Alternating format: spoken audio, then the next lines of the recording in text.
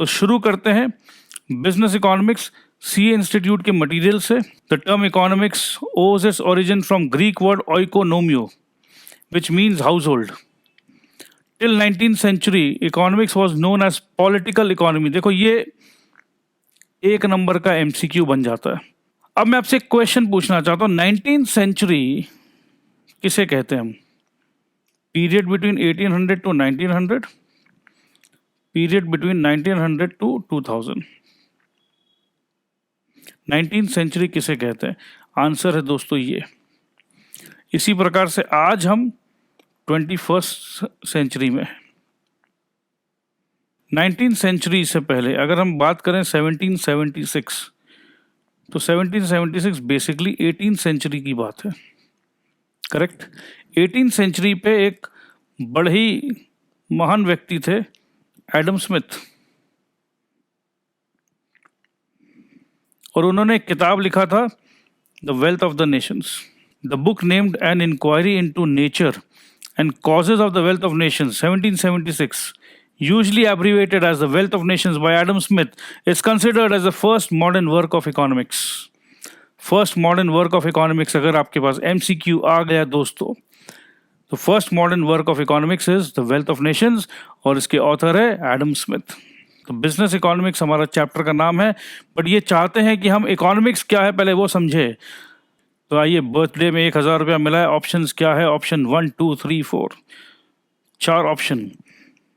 आप अपने लिए ड्रेस खरीद सकते हो, आप रेस्टोरेंट में खा सकते हो, you can buy a book and save the rest of the money, और you can give party to your friends. सिर्फ और सिर्फ 1000 रुपये में सब कुछ कैसे मिलेगा? यहाँ से आया है ये, सिर्फ 1000। स्केर्स मतलब कम है, कम पड़ गया भाई, 1000 रुपये कम पड़ गए। कम, ये कम पड़ जाना ये बहुत इंपॉर्टेंट वर्ड है दोस्तों इकोनॉमिक्स में। मम्मी अगर 2000 रुपये देती तो बहुत कुछ कर सकते थे, बट मम्मी ने तो दिया सिर्फ 1000। You evaluate the various alternatives and choose one that gives you the greatest satisfaction. अब एक दूसरा वर्ड आया, वेरियस ऑल्टरनेटिव्स। बहुत सारे ऑल्टरनेटिव्स, 1 2 3 4, ये सब वेरियस ऑल्टरनेटिव्स है। आप क्या करोगे? इवैल्यूएट करोगे वेरियस ऑल्टरनेटिव्स को, और क्या करोगे? इवैल्यूएट करने के बाद दोस्तों आप करोगे चूज द बेस्ट ऑप्शन। क्यों? सारे ऑप्शन तो ले नहीं सकते हो, सारे ऑप्शन तब मिल सकते थे अगर पैसे ज्यादा होते। पैसे कम है, उस कम पैसे में इच्छा बहुत है, बट इच्छा सब के सब इच्छा पूरी नहीं हो सकती। तो बेस्ट इच्छा जो आपके हिसाब से है, आप इवैल्यूएट करके उसे चूज करोगे। ठीक है, यहाँ तक समझ में आ गई है, मुझे मालूम है कि ये सिचुएशन आपकी अकेले की नहीं है, पूरे की पूरी दुनिया, विश्व, हर एक इंसान ऐसा ही सिचुएशन पे उलझा हुआ है। ओके, चॉइस मतलब क्या? चूज। बहुत सारे ऑप्शन में से एक चूज करना है, बट उस ऑप्शन तक पहुंचने के लिए या उस ऑप्शन को खरीदने के लिए जो रिसोर्स चाहिए, जो पैसे चाहिए, वो हमेशा हमेशा कम पड़ जाएंगे। जब हमेशा रिसोर्स कम पड़ने वाले, और ये समस्या सिर्फ आपके साथ नहीं है, ये समस्या पूरा विश्व के साथ है। तो ये पूरा विश्व क्या कर रहा है, पूरा वर्ल्ड क्या कर रहा है, एक बच्चा क्या कर रहा है, एक बूढ़ा क्या कर रहा है, एक डॉक्टर क्या कर रहा है, एक इंजीनियर क्या कर रहा है, सब के सब चॉइस कर रहे हैं। Choice, everybody is making some और the other choice, every moment, every second, every part of the world. Therefore, we choose to satisfy only some of our wants, oh my God, leaving many other wants unsatisfied. The two fundamental facts that the means to satisfy these unlimited wants are relatively scarce form the subject matter of economics. आ गए भैया। The competing unlimited wants, competing, देखो दोस्तों, relatively scarce, yes, पैसा तो scarce है, competition हो गया। Mummy की दवाई खरीदूं या गर्लफ्रेंड को लेकर जाऊं, कंपटीशन हो गया ना आपस में। अब ये प्रोसेस को स्टडी करता है दोस्तों, क्या प्रोसेस लगाएंगे हम, क्या बुद्धि लगाएंगे, क्या फॉर्मूला लगाएंगे। तो इकोनॉमिक्स तो यही है ना, स्केर्स रिसोर्स, अनलिमिटेड वांट्स, और क्या दिमाग और क्या प्रोसेस लगाएंगे इस वांट्स को, और कौन सा वांट, क्योंकि बहुत सारे वांट के बीच में है हो गया है कंपटीशन। तो कौन सा वांट को चूज करेंगे, इसे चूज करें या इसे चूज करें। अगर चूज करने की प्रतिक्रिया क्या है, प्रोसेस क्या है, what is the formula behind it, वही हाईएस्ट वैल्यू किस में मिल रहा है। मम्मी मरने वाली है और रुपए 1000 है, तो माँ का जिंदगी बचाना हाईएस्ट वैल्यूएबल लगा। तो वो रिसोर्स जो आपके पास 1000 रुपए थे, वो आपने कहाँ यूज किया, मेडिसिन पे यूज किया। कॉमन सेंस की बात है। तो हर व्यक्ति अपने रिसोर्स को कहाँ यूज करेगा, वो वही यूज करेगा जहां उसे हाईएस्ट वैल्यू नजर आएगी या हाईएस्ट सेटिस्फैक्शन समझ में आएगा। अब देखो, रिसोर्स जो है सिर्फ और सिर्फ पैसे नहीं होते। अभी तक तो मैंने जो एग्जांपल लिया सिर्फ मनी का एग्जांपल लिया। स्केर्स रिसोर्सेज मतलब देखो, आज अगर वुड है तो वो भी स्केर्स है। अब उस वुड से सचिन की बैट भी बनती है, उस वुड से घर का फर्नीचर भी बनता है, उस वुड से बोट भी बनता है। तो मिला जुला के सारे रिसोर्सेज को किस प्रकार से यूज करना है हमें, जिससे बेस्ट टू बेस्ट यूटिलिटी सबको मिल सके। अब देखो कहाँ से बाउंसर फेंका है, यही डोमेन है। क्या चीज का डोमेन है? Modern, neo, classical, micro economic analysis. घर पे जाके बोलना, अपने दरवान को बोलना है, दरवान, you know today I studied modern, neo, classical, micro economic analysis, do you understand? बोलेगा साहब हमको क्या पता, हमको तो यही नहीं समझ में आ रहा, हमारे को सिर्फ 800 रुपया तनख्वाह मिलती है, उस 800 रुपया में हम सर क्या करें बताइए? माँ की दवाई दे या बच्चे का पढ़ाई कराएं? सरकार को समझे में नहीं आ रहा। और देखिए ये कपड़ा भी फट गया है, ये कपड़ा भी तो सिलाना है। और तुम दरवान को बोलेगे, ओ माय गॉड दरवान जी, आप बिल्कुल यही जो प्रॉब्लम आप बता रहे हो, is this problem is only modern, neo, classical, micro economic analysis with the given resources and how they ought to be distributed among the members। अब ये सिंपल सेम टू सेम बात बोल रहा कि क्या प्रोड्यूस करना है, what to produce. Wants unlimited है, रिसोर्सेज स्केर्स है, क्या बनाएं, क्यों बनाएं, किसके लिए बनाएं, और अगर बना ले तो कैसे डिस्ट्रीब्यूट करें। ये सब बात अभी तक आपके दिमाग में समझ में आ चुकी है। The productive capacity of modern economies has grown tremendously। अच्छा बात है कि खराब बात है बताइए? अच्छा बात है भाई, उतना ही रिसोर्स में हम ज्यादा बना पा रहे हैं, तो ज्यादा बना पाएंगे तो ज्यादा लोगों को दे पाएंगे, अच्छी बात है जी। Population and labor force have increased, new sources of raw material have been discovered, अच्छा ये भी अच्छा बात है। And new and better plant and equipment have been made available on farms and in factories and mines। सब कुछ better हो गया in one line। Not only has the quantity of available productive resources increased, their quality has also improved। Better education and newly acquired skills, education भी better, आज का skill भी better, have raised the productivity of labor force and has led to discovery of completely new kinds of natural resources such as shale gas and new alternative sources of energy। On the other hand, we know that the resulting growth in production and income has not been smooth। जैसा भी है कह रहे हैं कि भाई production बढ़ा है, इनकम बढ़ा है, बट ऐसा नहीं है कि मखमल की तरह एकदम झकास सीधा ऐसा बढ़ गया। बड़ा ऊपर नीचे तकलीफ पा के बढ़ा है भाई। There have been periods in which output not only failed to grow but also actually declined. बोला देखो ग्रोथ का बात कर रहे हो एक हाथ पे कि इतना ग्रोथ हुआ, ऐसा हुआ वैसा हुआ, बट देखो ऐसा भी हुआ है, कभी कभी ऐसे समय भी आए थे जब ग्रोथ आउटपुट बढ़ा नहीं, घटा भी है, डिक्लाइन भी हुआ है, और वो भी बहुत शार्पली, एकदम झकास, फटाफट गिर गया। और during such period factories, workers and other productive resources have remained idle मतलब बेकार, ड्यू टू इनसफिशिएंट डिमांड। ऐसा भी समय आया है जब आउटपुट नहीं हुआ, आउटपुट फेल हो गया, प्रोडक्टिव रिसोर्सेज पड़े के पड़े रह गए, धरे रह गए, लेबर भले ही नॉलेजेबल थे बैठे के बैठे रह गए, ऐसा भी समय आया है। तो इकोनॉमिक्स एक ऐसा साइंस है, एक ऐसा आर्ट है कि बैलेंस करता है भाई, बैलेंस करना है मुझे ये और इसके बैलेंस करना। एक तरफ high production, high knowledge, high labour skill, new energy, new shell gas, new आवाज, नई आवाज, और एक तरफ खामोश, एक तरफ जब खामोशी का दौर था, जब कुछ नहीं चल रहा था, तो ऐसा क्यों हुआ, तो उसे भी हमें कंसिडर करना है।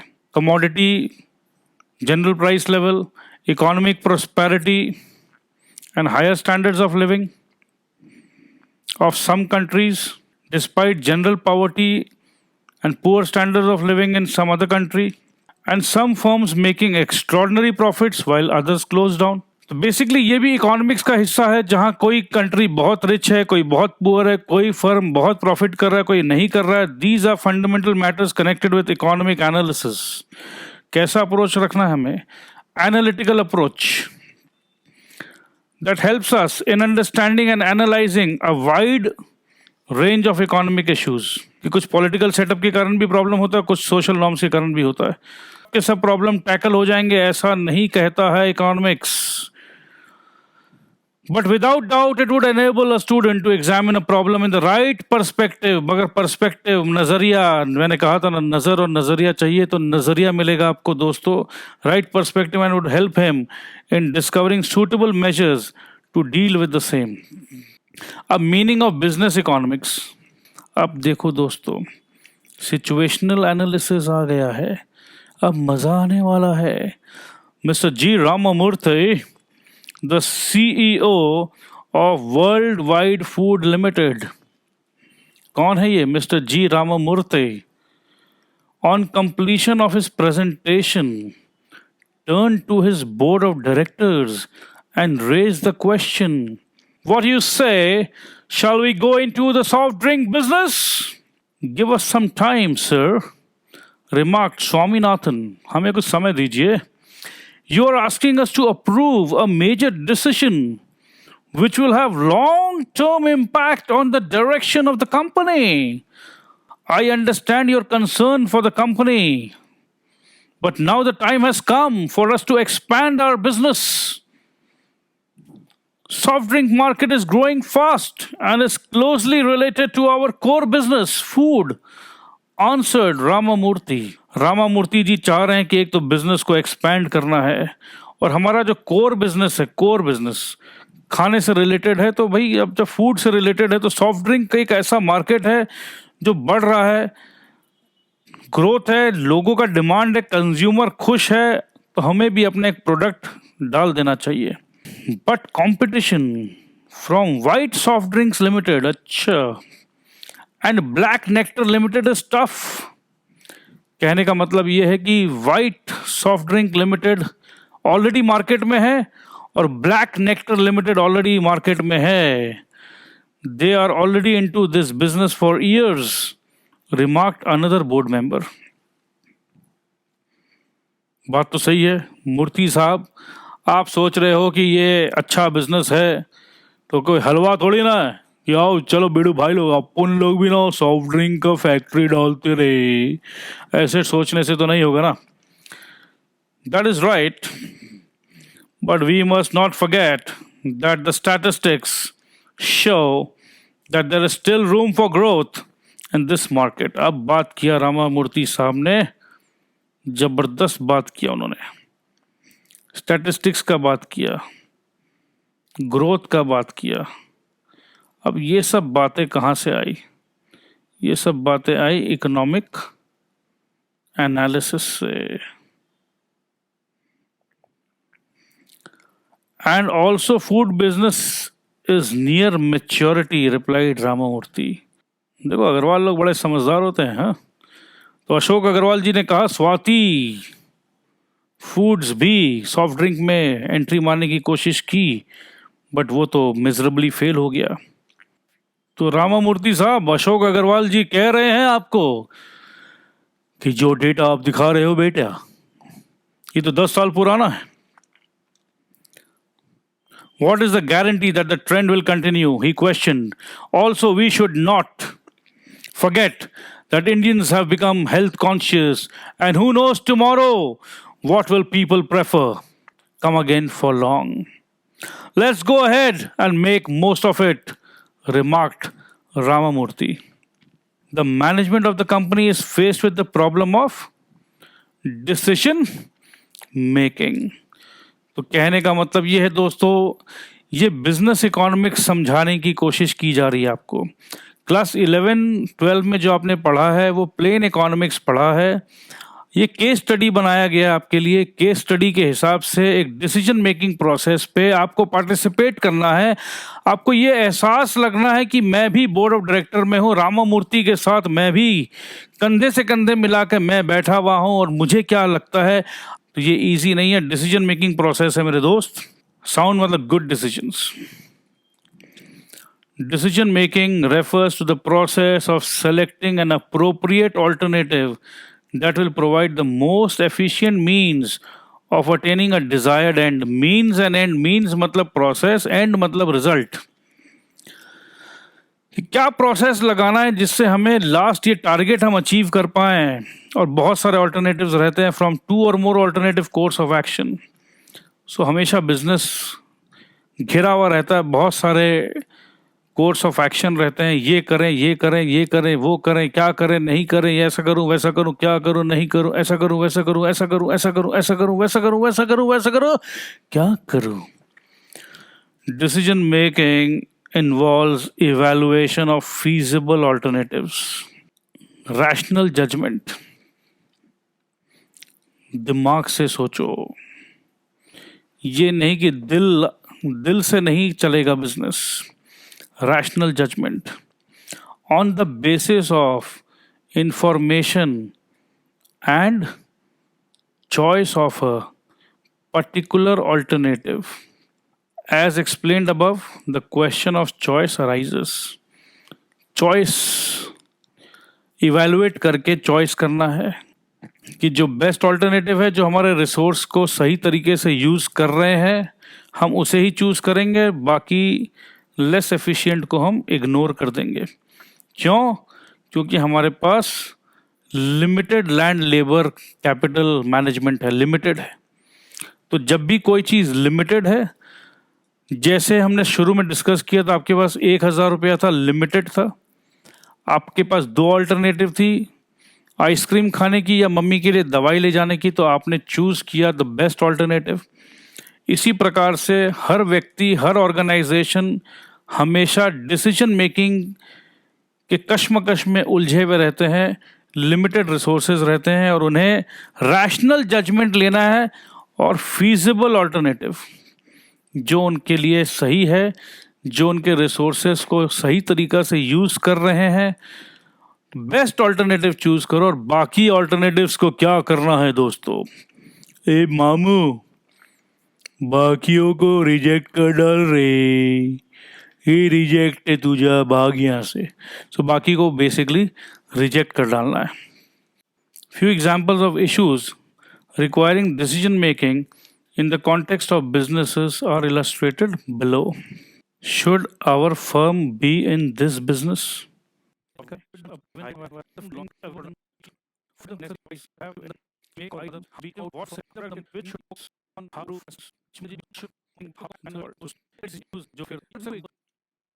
अब ये बताया जा रहा है कि देखो डिसीजन मेकिंग तो रहेंगे, ऐसे बहुत सारे इश्यूज रहेंगे, बट क्या ये डिसीजन मेकिंग इतना सिंपल है? क्या ये इतना इजी है? क्या ये एकदम स्ट्रेट फॉरवर्ड है? तो ये 2 वर्ड है दोस्तों, not simple and straight forward. और ऐसा क्यों है ये not simple and straight forward? ऐसा क्यों? Why like this? Because business is working in business environment. इस बिजनेस एनवायरनमेंट में कौन कौन आ गया? सब कोई आ गया दोस्तों। Supplier, customer, lender, government, competition, competitors, और ये सबके सब तो चेंज हो रहे हैं। टेक्नोलॉजी कितना कुछ चेंज हो रहा है। तो क्या ये ईजी है? बिकॉज ये है highly complex and dynamic. Complex मतलब ईजी नहीं है, डायनामिक, डायनामिक का मतलब पता क्या? एवर चेंजिंग, स्टैटिक नहीं है, डायनामिक। तो कितना कुछ चेंज हो रहा है अपने आसपास चेंज हो रहा है। हम एक कोल्ड ड्रिंक निकालने का सोच रहे हैं 10 रुपए में, और हमें पता ही नहीं है कि कोई चाइनीज कंपनी वैसा ही कोल्ड ड्रिंक उससे अच्छा पैकेजिंग का 6 रुपए में निकालने वाली है। हमारा कॉस्ट है 6 रुपया। हम जिंदगी में भी उस प्रोडक्ट को लॉन्च करके 10 रुपए में हम सोच रहे लॉन्च करें, 8 रुपया करते, 7 रुपया करते, बट चाइनीज कंपनी 6 रुपया में कहां से हम सर्वाइव करेंगे? हमें पता ही नहीं है। Complex and dynamic situation. तो बिजनेस डिसीजंस इजी नहीं रह गए हैं दोस्तों। The problem gets aggravated. Problem और बढ़ जा रहा है। कब बढ़ जा रहा है? Because most of the time decisions are to be taken under conditions of imperfect knowledge and uncertainty. Imperfect knowledge क्या बात है मेरे दोस्त? Knowledge imperfect है। Perfect knowledge कैसे आएगा? Competition या competitor क्या आपको बताएगा कभी? hey, मैं ये कोल्ड ड्रिंक ना निकाल रहा हूँ और मैं 6 रुपये में निकाल रहा हूँ? कभी कोई नहीं बताएगा। Perfect knowledge कैसे आएगा? नहीं आएगा, मिल ही नहीं सकता, पॉसिबल ही नहीं है। और uncertainty कल क्या हो? कल क्या हो मुझे भी नहीं पता, कल क्या हो तुझे भी नहीं पता, किसी को भी नहीं पता कल क्या हो। बट आज डिसीजन लेना है। डिसीजन सही भी हो सकता है, डिसीजन गलत भी हो सकता है। सिचुएशन कॉम्प्लेक्स है, डायनामिक है, we don't know, we have imperfect knowledge. बहुत इंपॉर्टेंट 3 लाइन पढ़ने वाला हूं दोस्तों, प्लीज गौर फरमाइएगा। Last 3 lines most important lines दोस्तों। देखिए, decision making therefore requires the management to be equip with proper methodology, management को डिसीजन लेना है, प्रॉपर मेथड्स होना चाहिए। सिर्फ मेथड से होगा नहीं, और क्या चाहिए? Appropriate analytical tool and techniques, analytical tools and techniques. देखो टूल्स जो है ना जिंदगी में बहुत इंपॉर्टेंट होता है। इमेजिन करो आपको कुछ खोलना है, स्क्रू ड्राइवर चाहिए, इजी हो जाएगा, एकदम इजी। बट जब स्क्रू ड्राइवर नहीं होता तो घर पे हम किचन नाइफ से कोशिश करते हैं कुछ खोलने का। प्रॉपर टूल्स नहीं होने से देखो सिंपल काम भी कितना कॉम्प्लेक्स हो सकता है। तो analytical tools and techniques, methodology, ये सब अगर आपके पास है तो डिसीजन मेकिंग ईजी हो सकता है। Business economics meets these needs of management. देखो डिसीजन लेता है मैनेजमेंट, मैनेजमेंट डिसीजन लेगा, बिजनेस इकोनॉमिक्स उसके लिए बनेगा टूल। मतलब बिजनेस इकोनॉमिक्स काम करेगा एक अच्छा स्क्रू ड्राइवर का। दोस्तों प्रॉपर स्क्रू ड्राइवर होने से कोई भी स्क्रू खुल सकता है, तो मैनेजमेंट का तो काम ही है जितने अटके हुए स्क्रूज है उसे खोलना है। तो यहां पर आया है importance of business management. Business management acts as a very important tool for the management by providing large corpus of theory and techniques. Tools है, और ये टूल्स क्या है? थ्योरी एंड टेक्निक्स है। इकोनॉमिक्स थ्योरी है, इकोनॉमिक्स के techniques है। Briefly put, business economics integrates economic theory with business practice. मतलब थ्योरी को प्रैक्टिकल के साथ, बिजनेस के साथ जोड़ देना है, तो ये बन गया बिजनेस इकोनॉमिक्स। बड़ा ही अच्छा कॉन्सेप्ट है दोस्तों। ये जितने भी इकोनॉमिक्स हम लोग थ्योरेटिकल इकोनॉमिक्स पढ़ रहे हैं, उस थ्योरेटिकल इकोनॉमिक्स को कहीं ना कहीं तो हमें यूज करना है। कहाँ यूज करें? मैनेजमेंट, बोर्ड ऑफ डायरेक्टर्स, बड़ी बड़ी कंपनी, बड़ी बड़ी इन्वेस्टमेंट हो रखी है, उन्हें डिसीजन लेना है, शेयर होल्डर्स के पैसे हैं उनके पास, और ये डिसीजन सही तरीके से, सही टूल्स के साथ, डायनेमिक कॉम्प्लेक्स एनवायरमेंट है, इजी नहीं है डिसीजन लेना, और इस सिचुएशन पर मैनेजमेंट को डिसीजन लेना है। They will take help of business economics. और ये बिजनेस इकोनॉमिक्स और कुछ नहीं है, इकोनॉमिक थ्योरी को बिजनेस के प्रैक्टिस से मर्ज करना है, मिला देना है। तो ये है आज का हमारा मेन चर्चा, बिजनेस इकोनॉमिक्स। अब ये जितना भी हम पढ़े हैं दोस्तों, उसका समराइजेशन होना चाहिए। समझ तो गए हैं। अब इसको क्विक रीडिंग लेंगे, हमें क्विक रीडिंग लेते हैं। चलिए आप रेडी है, हम भी रेडी हैं। बिजनेस इकोनॉमिक्स का बात कर रहे हैं। Business economics also refer to as managerial economics, generally refers to integration of economic theory with business practice. अभी जस्ट हमने कहा है, while the theories of economics provide the tools which explain various concepts such as demand, supply, cost, price, competition etcetera.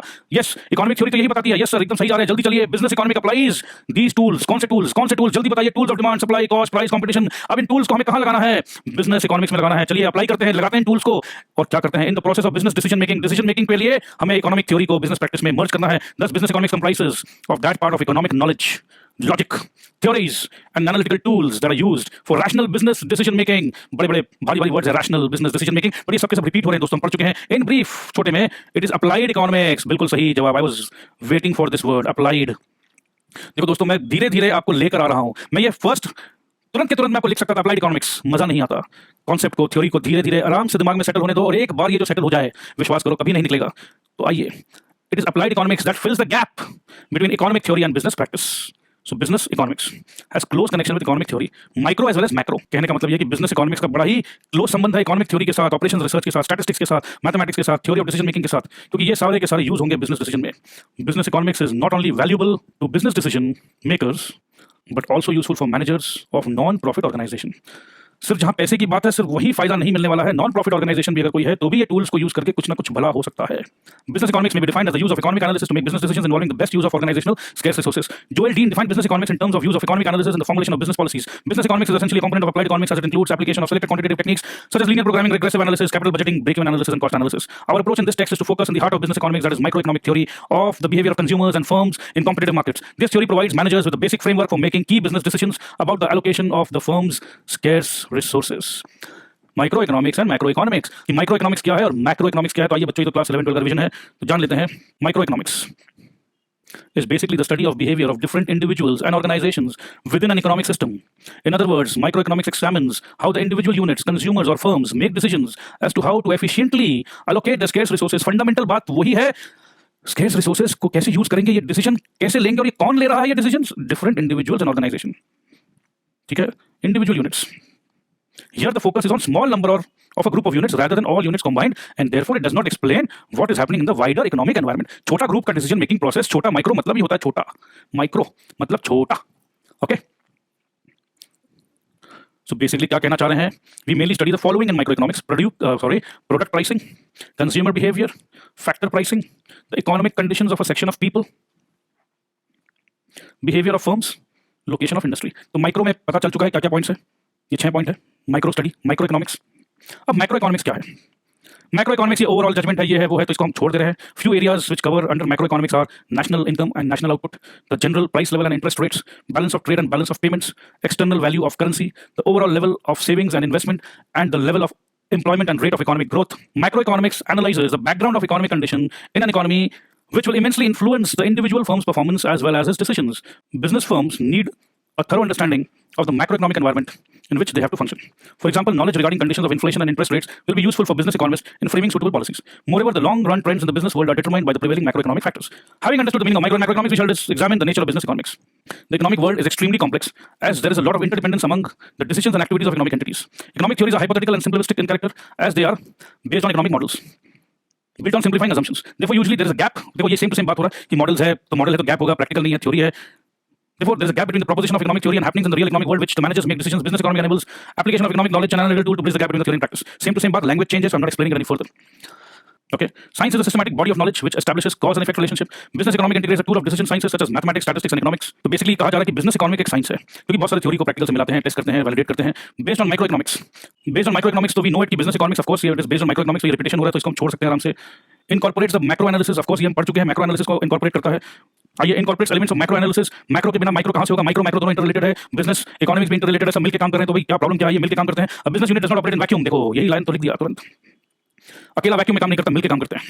It is affected by the external environment of the economy in which it operates, such as the general price level, income level, employment level in the economy, government policies with respect to taxation, interest rates, industries, price distribution, wages, regulation, and monopolies. All these are the components of macroeconomics. So business managers must be acquainted with these and other macroeconomic variables present as well as future which may influence its business environment. Normative का बात करते थे, देखो scientific जब बात होती है तो वो सीधा सीधी बात करता है कि this is what it is.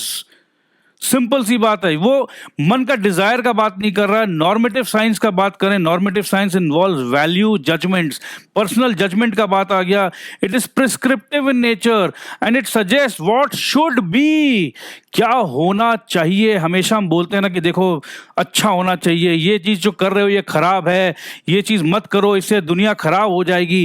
तो ये जो लाइंस है ये नॉर्मेटिव है, ये हमेशा आपको सजेस्ट करता है. समाज का भला का बात करोगे तो वो नॉर्मेटिव साइंस है. बिजनेस इकोनॉमिक्स का बात करें, नॉर्मेटिव और पॉजिटिव को जोड़ना है हमें कि बिजनेस इकोनॉमिक्स में कैसे जोड़ें. Business economics is generally normative और प्रिस्क्रिप्टिव इन नेचर. ऐसा क्यों है? बिजनेस इकोनॉमिक्स को नॉर्मेटिव होना ही होगा क्योंकि बिजनेस कर रहा है सोसाइटी के साथ. बिजनेस जब भी सोसाइटी के साथ कर रहा है तो बिजनेस ऐसा नहीं बोल सकता भाई मेरे को तो ये प्राइस पे ही बेचना है, मेरे को तो प्रॉफिट ही करना है, चाहे भले ही तू मर जाए या तेरा पेट खराब हो जाए. नहीं नहीं नहीं, बिजनेस को जब करना है तो बिजनेस को सोसाइटी को ध्यान रखते हुए करना है. तो business has to have a normative prescriptive nature. It suggest the application of economic principles with regard to policy formulation, decision making and future planning. However, if the firm are to establish valid decision rules, they must thoroughly understand their environment. This requires the study of positive or descriptive economic theory. Cause and effect theory क्या है? If there is an effect, there has to be a cause. If there is an effect, effect क्या है? Mud pot. Mud pot effect. So there has to be a mud. So rule number 1, if there is an effect, there has to be a cause. दोस्त ये जो मैं आपको effect and cause का जो बात बता रहा हूँ ना, ये अपने जीवन में अप्लाई करो. If there is an effect, there has to be a cause. Effect is nothing but cause itself in another form.